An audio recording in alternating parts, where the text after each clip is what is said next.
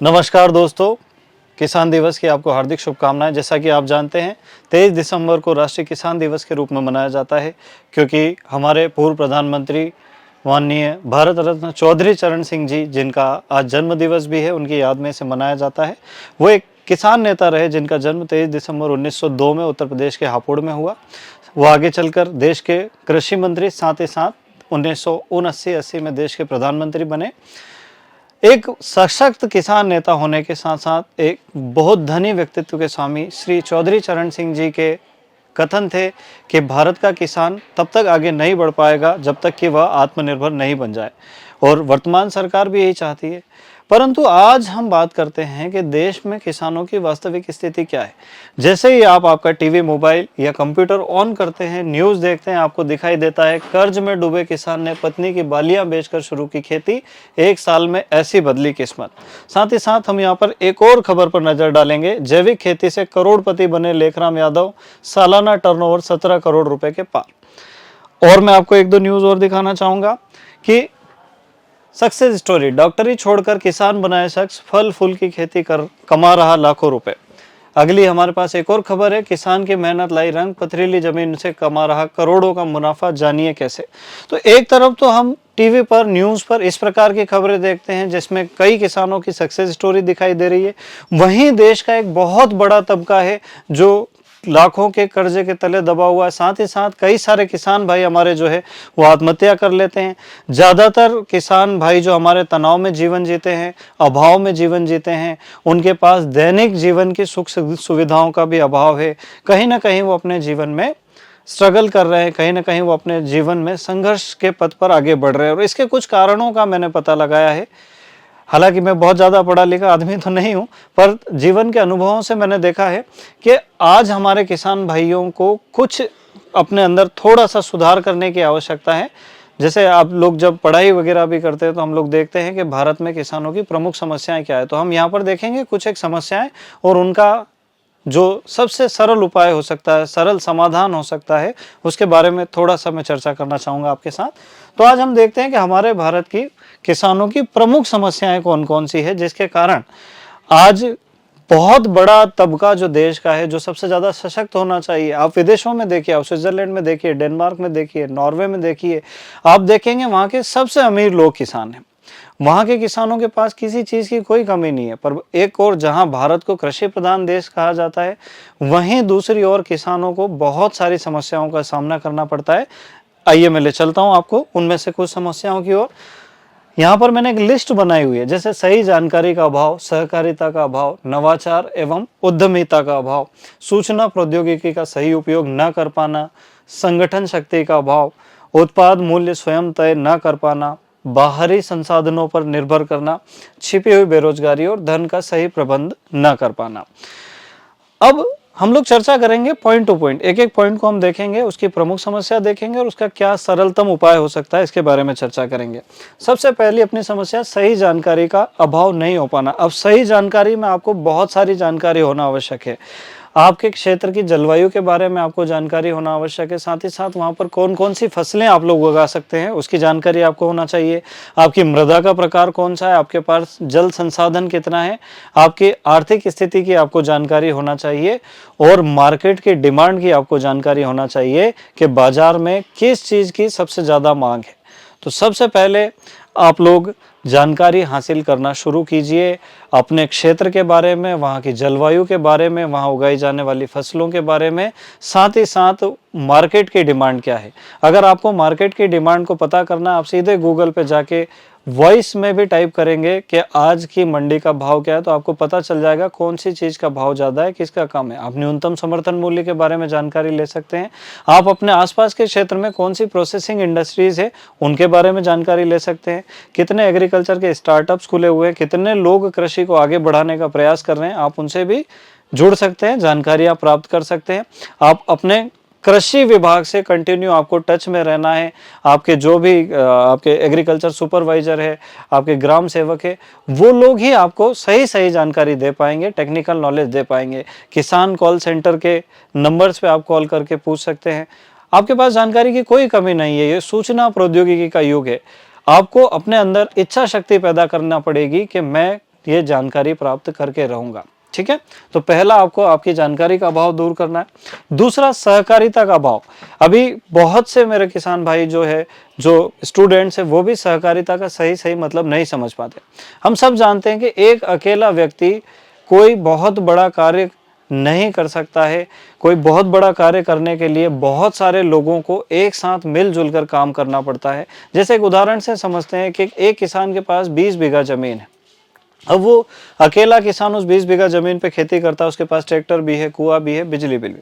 उसके 4 लड़के होते हैं, उन चारों के मिला के 10 लड़के और हो जाते हैं। और हम क्या देखते हैं कि वो 10 लोग मिलकर उसी 20 बीघा जमीन पर खेती कर रहे हैं, जहां का मैनेजमेंट एक ही आदमी देगा। हमारे गांव में आज 50 ट्रैक्टर की आवश्यकता है, हमने 250 ट्रैक्टर खड़े कर रखे हैं। आज हमारे गांव में 50 बिजली के कनेक्शन की आवश्यकता है, हमने वहां पर हर घर में एक एक बिजली का। तो आप लोग सहकारिता की ओर आगे बढ़े, आप लोग संगठित रहे, मिलजुल कर कार्य करें। ऐसी तकनीकें मिलजुल कर खरीदे जो एक आदमी के खरीदने के लिए बहुत महंगी होती है।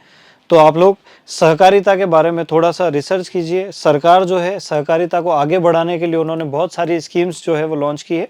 चलिए, तो सहकारिता का मतलब मिलजुल कर आपको कार्य करना है। इससे 2 फायदे रहेंगे। एक तो आपके गांव में जो लड़ाई झगड़े होते हैं, अक्सर देखे जाते हैं, वो कम हो जाएंगे। दूसरा, एक दूसरे पर निर्भरता रहने से आपसी प्रेम और सौहार्द की भावना जो है आपकी बनी रहेगी। नेक्स्ट चलते हैं हम तीसरी समस्या पर, नवाचार एवं उद्यमिता का अभाव। नवाचार का अर्थ होता है कुछ नया सोचना, कुछ नया करना, कुछ नए की जानकारी हासिल करना या किसी समस्या का समाधान ढूंढना। तो आप लोगों को जितनी भी, देखो मेरा ऐसा कहना है कि जो कॉलेज एजुकेशन है, जो फॉर्मल एजुकेशन है, आप लोग स्कूल कॉलेज जाते हो, वो ज्ञान एक अलग ही होता है। आप लोग किसान भाइयों के पास जो असली ज्ञान है वो है आपका प्रैक्टिकल नॉलेज। आप दिन भर खेत में रहते हैं, आपका आधा जीवन लगभग खेत में गुजर गया है। आप जितना गेहूं को जानते हो इतना कोई भी पढ़ा लिखा आदमी उसको नहीं जान पाएगा। आपने उसको अपनी आंखों से कई बार बढ़ते हुए देखा है, आपने अपनी फसल को सूखते हुए देखा है, गिरते हुए देखा है। तो आपके ऑब्जर्वेशन, आपके जो निरीक्षण है वो बहुत ज्यादा उच्च क्वालिटी के, बहुत ज्यादा हाई क्वालिटी के हैं। आप अपने आप को अज्ञानी समझने की भूल ना करें। आप बस अपनी वास्तविक समस्याओं को पहचानें और उनका समाधान ढूंढने की कोशिश करें। क्योंकि हमें प्यास लगती है तो हम खुद कुएं के पास जाते हैं, कुआं कभी भी प्यासे के पास नहीं आता है। तो आप लोगों को नवाचार करना, उद्यमिता, आपको अपने आने वाली पीढ़ियों को तैयार करना है। क्या होगा, थोड़ा घाटा हो जाएगा, किंतु आपको देखना है कि आप कौन सा नया उद्यम अपना सकते हैं। केवल फसलों पर, पारंपरिक फसलों पर निर्भर नहीं करना है। पशुपालन, मछली पालन, मुर्गी पालन, मधुमक्खी पालन, रेशम पालन और ऐसे ही कृषि से संबंधित बहुत सारे उद्योग है जो आप अपने गांव में, अपने घर पे संचालित कर सकते हैं और अतिरिक्त लाभ प्राप्त कर सकते हैं। नेक्स्ट अपन चलते हैं अगली बार, सूचना प्रौद्योगिकी का सही उपयोग ना करना। आज मोबाइल तो सबके पास है, आज इंटरनेट तो सबके पास है, किंतु उसमें क्या देखना है, उसमें क्या सर्च करना है, ये जानकारी बहुत कम लोगों के पास है ना। तो यहाँ आपको देखना है कि मोबाइल जो है आपकी जेब में, वो एक बहुत बड़ा हथियार है जो आपको सफल बना सकता है। आज आप देखेंगे मोबाइल का उपयोग करके कई लोगों ने बहुत पैसा कमाया है। क्यों ना किसान भाई भी उस मोबाइल का प्रयोग अपनी जानकारियां प्राप्त करने में करें। पहले कोई भी व्यक्ति बीमार होता था तो उसको डॉक्टर ढूंढना पड़ता था। अच्छा, वो तो मनुष्य के स्वास्थ्य की बात है, वहां तो डॉक्टर आवश्यक भी है, पर यहाँ पर आपकी फसलों से संबंधित एक एक जानकारी आपको ऑनलाइन माध्यमों से यूट्यूब पे मिल जाएगी, गूगल पे मिल जाएगी। यहाँ तक कि गूगल ने आपको हिंदी ट्रांसलेशन का ऑप्शन भी दे रखा है। अगर आपके खेत में 50 वर्षों से दीमक की समस्या है, आपको सिर्फ एक बार लिख के सर्च करना है कि दीमक की समस्या से कैसे छुटकारा पाए। आपके पास 150 उपाय आ जाएंगे, वो भी हिंदी में। तो आपको सिर्फ सीखने के लिए तैयार होना है, आपको कुछ नया करने के लिए तैयार होना है। आपको इस जो आईटी क्रांति आई है, जो सूचना प्रौद्योगिकी की क्रांति आई, जिसमें मोबाइल है ना, आपका लैपटॉप, आपके टेलीविजन, यूट्यूब, इन सारी चीजों का प्रयोग कर सकते हैं। आप देखें आपके पानी की मोटर के पंप खराब हो गया है, आप तुरंत यूट्यूब पर सर्च करें क्या समस्या आ सकती है, वो तुरंत आपको समाधान बताएंगे। आपको किसी के पास जाने की कोई आवश्यकता नहीं है, बशर्ते आप इस तकनीक का सही उपयोग करना चाहें। नेक्स्ट चलते हैं हम लोग अगली समस्या के ऊपर, संगठन शक्ति का अभाव। आज हमने देखा है कि एक तरफ जहां महात्मा गांधी कहा करते थे कि भारत गांवों का देश है और भारत की आत्मा जो है गांव में बसती है, चौधरी चरण सिंह जी ने भी कहा है कि किसान जो है, जहां किसान रहेगा वहीं असली भारत रहेगा। भारत के 2 हिस्से, एक शहरी भारत और एक ग्रामीण भारत, ये अपने आप में 2 अलग दुनिया के समान है और वास्तव में सही भी कहा गया है। आज हम देखें कि हमारे गांव में, है ना, राजनीतिक मतभेद, जातिगत मतभेद आज से 50 साल पहले नहीं हुआ करते थे या कम हुआ करते थे। आज वो चरम सीमा पे, हम उन लोगों के लिए लड़ रहे हैं जिनका हमसे कोई लेना देना ही नहीं है। आज अब पड़ोसी पड़ोसी के काम नहीं आ रहे हैं, आपस में घृणा द्वेष की भावना हम लोग इंसान नहीं होकर के राजनीतिक पार्टियों में बढ़ गए। तो कहीं ना कहीं आपको संगठित होना पड़ेगा। क्यों संगठित होना पड़ेगा? क्योंकि अगर एक व्यक्ति किसी भी गलत नीति का विरोध करेगा, कोई उसका सहयोग नहीं करेगा, पर जहां पर पूरा गांव एक साथ होकर किसी का विरोध करेगा, पूरे सभी जिले के किसान मिलकर किसी चीज का विरोध करेंगे, तो सरकारों को झुकना पड़ा था, झुकना पड़ा, झुकना पड़ेगा। आपको ध्यान रखना है, संगठन में ही शक्ति है। आज आप देखिए, आपके ऊपर विभिन्न प्रकार के जीएसटी कर लगाए गए हैं, किसानों को कर देने की क्या आवश्यकता है? दूसरी बात आप देखो, आपके जितने भी उर्वरक है, जितने भी आपके कीटनाशक है, आपका ट्रैक्टर है, आपका ईंधन है, आपका बिजली का बिल है, यहाँ तक कि टोल टैक्स भी चालू कर दिया गया। तो ये सारे कर किसान ही क्यों वहन करे? न्यूनतम समर्थन मूल्य की बात आती है, वहां पर किसानों को नहीं दिया जाता है ना?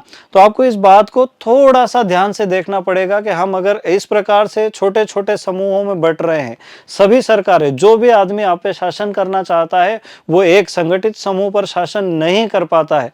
इसलिए वो क्या करता है कि उस समूह को छोटे छोटे टुकड़ों में तोड़ देता है। आपको बिल्कुल भी बंटना नहीं है, संगठन में रहना है, किसान भाइयों के लिए ही रहना है। आप किसी व्यक्तिगत पार्टी का समर्थन भी नहीं करेंगे और किसी भी व्यक्तिगत पार्टी का विरोध भी नहीं करेंगे। आप खुद अपने आप में इतनी ज्यादा संख्या में है देश में किसान, कि अगर किसान एक दिन व्यवस्थित संगठित हो जाए तो दुनिया की कोई सरकार ऐसी नहीं है जो उनकी बात को अस्वीकार कर सके। चलिए, तो संगठित रहिए। नेक्स्ट, उत्पाद मूल्य स्वयं तय न कर पाना। आप देखिए, जितने भी किसान भाई है वो सब मार्केट में जब भी कृषि आदान एग्री इनपुट्स खरीदने जाते हैं, वो 1 लीटर का डब्बा लाएंगे, उसका प्राइस तय है, उसमें किसान कोई मोल भाव नहीं कर सकता है। वो फर्टिलाइजर खरीद के लाया, उर्वरक खरीद के लाया, उसका भाव भी तय। और तय किन्होंने किया? जिन्होंने उसका उत्पादन किया है, जिस कंपनी ने उसे बनाया वो ही तय करता है। संसार में किसान ही एक ऐसा आदमी है जिसके उत्पादन का मूल्य खरीदने वाले तय करते हैं, बेचने वाला किसान नहीं कर पाता है। और इसका कहीं ना कहीं कारण भी यही है कि किसान जो है वो बहुत ज़्यादा अपने आप को मजबूर महसूस करता है। वो ये चाहता है कि जल्दी से जल्दी उसकी उपज बेच दी जाए। वो उसको न तो भंडारित करना चाहता है, न ही उसका प्रसंस्करण करना चाहता है। एक किसान ने गेहूं उगाए, थ्रेशर में निकाले और डायरेक्ट बेच दिए। वो चाहता तो उसकी साफ सफाई करता, वो चाहता तो उसका थोड़ा सा संवर्धन, हम कहें उसका मूल्य संवर्धन करता, उसकी साफ सफाई करके व्यवस्थित पैकिंग में करके और स्वयं भी सप्लाई कर सकता है। जैसे लोगों के पर्सनल डॉक्टर हो सकते हैं, वैसे ही लोगों के पर्सनल किसान भी तो हो सकते हैं। तो इस बात के ऊपर हमको बहुत गहन विचार करने की आवश्यकता है कि अगर हमने उगाया है, मूल्य भी हम ही तय करेंगे। बाजार के कोई बिचौलिए, कोई व्यापारी हमारी उपज का मूल्य तय करने का जो है ये जिम्मा नहीं उठा सकता है। हमारी उपज है, हम ही मूल्य तय। पर वो कब कर पाएंगे? जब हम संगठित होंगे, जब हम जागरूक होंगे, जब हम ज्ञान पूर्ण होंगे। इस प्रकार से आप धीरे धीरे धीरे, एक दिन में कोई बदलाव नहीं आता, एक दिन में कोई क्रांति नहीं आती, एक दिन में कोई चिंगारी नहीं सुलगती। धीरे धीरे कहीं से तो शुरुआत करना पड़ेगी। आपको अपने व्यक्तिगत स्वार्थ की भावना को छोड़कर और अपने सभी किसान भाइयों के सामाजिक सौहार्द को बनाए रखते हुए अपने हक के लिए जागरूक रहना है, अपनी उत्पादन प्रणाली को बेहतर बनाना है, अपनी जानकारी को निरंतर अपडेट करते रहना है, किस्मत के भरोसे बिल्कुल नहीं बैठना है। तो उत्पाद मूल्य जो है किसानों को स्वयं तय करना। आप विदेशों में जाके देखिए, वहां पर फार्मर्स मार्केट होते हैं। किसान जो है उनका पर्सनल एक बाजार होता है जहां रोज सुबह अपनी उपज लाके बैठ जाते हैं, जितना बिकता है उसको बेच देते हैं, उनके भंडार गृह वहीं रहते हैं, उसको भंडारित कर लेते हैं। तो वो लोग डायरेक्ट सेल करते हैं। हमारे यहाँ क्या बिचौलियों की समस्या इतनी, एक आदमी खरीदेगा, दूसरा, तीसरा, चौथा, 5-5 लोग बीच में आएंगे, किसानों का मुनाफा समाप्त हो जाएगा। तो आपको ध्यान रखना है कि अपने उत्पाद का मूल्य स्वयं तय। दूसरा, बाहरी संसाधनों पर निर्भरता। हमारे भारतीय कृषि 1960-70 के बीच में हरित क्रांति आई, 1966 में। उस समय तक हम सारा जितना भी हमारा कृषि में लगने वाला आगत था, बीज था, कीटनाशक के लिए आपकी दवाइयाँ थी, आपके जो जैविक खादों का हम लोग प्रयोग करते थे, ये सब गाँव में ही तैयार होता था और बढ़िया खेती चल रही थी। उत्पादकता बहुत कम थी, ये बात मानने में आती। पर आज आप क्या देखेंगे, आपको एक छोटी से छोटी चीज़ भी चाहिए एग्रीकल्चर के लिए, कृषि के लिए, तो आपको दौड़ के मार्केट जाना पड़ता है और बाहरी कंपनियों का सामान बहुत महँगे मूल्य पे खरीदना पड़ता है। उसमें एक बहुत बड़ा योगदान सरकार का भी है, उन्होंने इतनी जीएसटी कृषि उत्पादों पर लगा रखी है। तो आपको हर चीज बाहर से खरीदना पड़ती है, ऐसा जरूरी नहीं है। आप थोड़ी सी मेहनत करके अपना एक वर्मी कंपोस्टिंग का प्रोसेस शुरू कर, इससे आपको ही नहीं, आपके गांव वालों को भी फायदा होगा।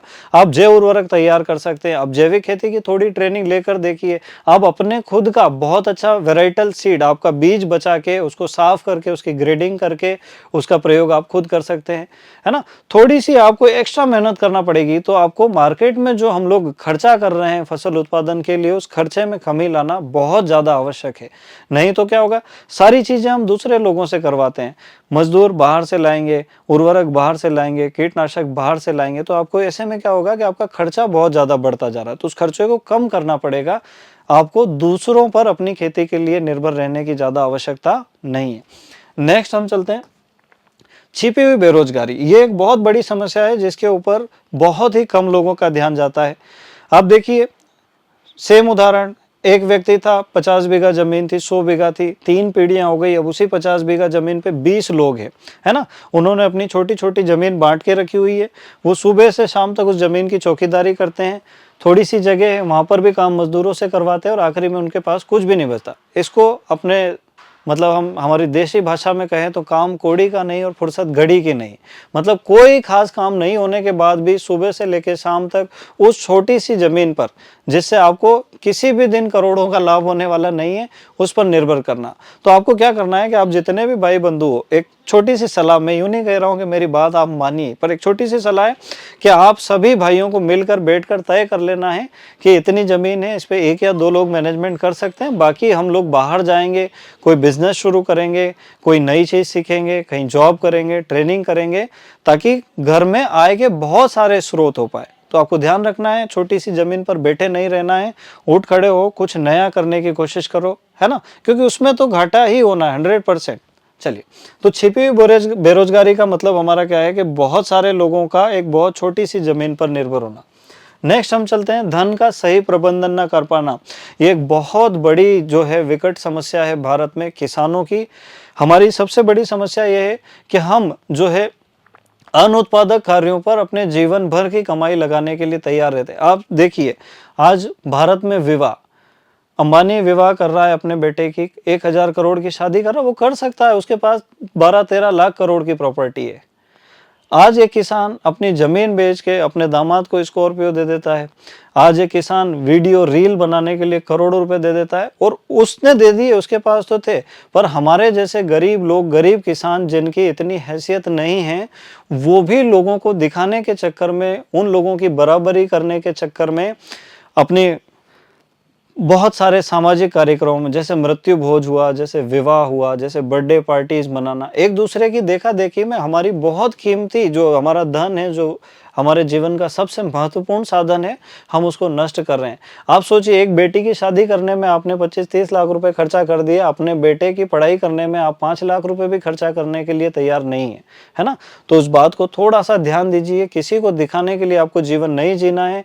आपकी जितनी लंबी चादर है उतने ही पैर पसारना है। मेरा हाथ जोड़ के निवेदन है, बहुत सारे लोग दूसरों को दिखाने के लिए या तो फिर सामाजिक दबाव के कारण कई सारे गरीब लोगों के बहुत सारे, मतलब हम कहें कि जमीनें बिक गई इस चक्कर में, उनके घर गिरवे रखे हुए हैं, उनके जितने भी सोना चांदी रकम जेवर था वो भी गिरवे, बहुत बुरी स्थिति में वो लोग आ गए हैं। वो लोग अपना कर्ज नहीं दे रहे हैं और सामाजिक कार्यों में लोगों को दिखाने के लिए जरूरत से ज्यादा धन को खर्च कर रहे हैं।